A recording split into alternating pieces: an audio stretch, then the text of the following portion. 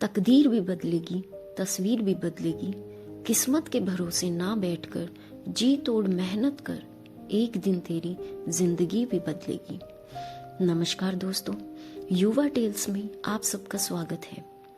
आज की कहानी उन लोगों के लिए है जो किस्मत पर बहुत विश्वास करते हैं, जिन्हें लगता है कि अगर किस्मत में होगा तो सब कुछ मिल ही जाएगा।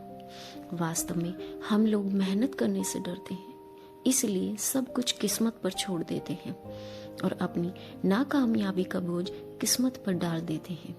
आज ये कहानी शायद हमारी सोच बदल दे। एक गांव के किनारे एक छोटा सा घर था, जिसमें रामू नाम का एक गरीब किसान अपने परिवार के साथ रहता था। रामू मेहनती था, लेकिन उसकी किस्मत हमेशा उसके खिलाफ रहती थी। चाहे कितना भी काम कर ले, फसल या तो सूख जाती या बारिश में बह जाती। रामू अक्सर भगवान से शिकायत करता, हे भगवान, क्यों मेरी किस्मत इतनी खराब है? मैंने क्या गलती की है? एक दिन रामू खेत में काम कर रहा था, तभी वहां से एक साधु गुजरे। साधु ने रामू को परेशान देखा और पूछा, बेटा, तुम इतने उदास क्यों हो? रामू ने अपना दुखड़ा सुनाया। साधु मुस्कुराए और बोले, तुम्हारी किस्मत तुम्हारे हाथ में है। यदि तुम अपने विचार और कर्म बदलोगी तो किस्मत भी बदल जाएगी। रामू ने सवाल किया, वो कैसे? साधु ने उसे एक कहानी सुनाई।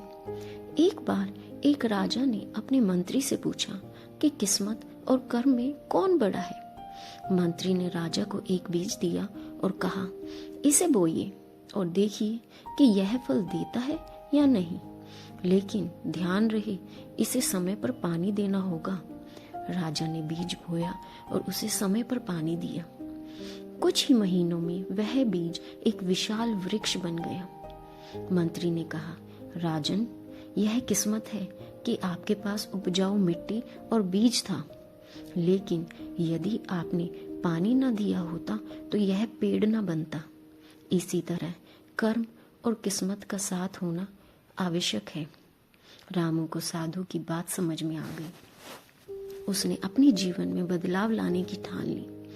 अब रामू ने सिर्फ मेहनत ही नहीं, बल्कि हर काम को सोच समझकर योजनाबद्ध तरीके से करने लगा। उसने नए तरीके से खेती शुरू की। गांव के एक वृद्ध किसान ने उसे बताया कि कैसे वह नई तकनीकों का इस्तेमाल कर सकता है। कुछ ही सालों में रामू की फसलें अच्छी होने लगी। उसने अपने खेत का विस्तार किया और मेहनत के साथ बुद्धि का भी सहारा लिया। धीरे धीरे उसकी गरीबी खत्म हो गई और वह गांव का सबसे समृद्ध अमीर किसान बन गया। एक दिन वही साधु फिर से उसके घर आए। रामू ने उनके चरणों में झुककर कहा, आपकी बातों ने मेरी जिंदगी बदल दी। मैंने समझ लिया कि किस्मत का खेल केवल हमारे हाथों में है। मेहनत और सही दिशा से सब कुछ हासिल किया जा सकता है। साधु ने मुस्कुरा कर कहा, याद रखना बेटा, किस्मत हमेशा उन पर मेहरबान होती है जो अपने कर्म से उसे जीतने का साहस रखते हैं।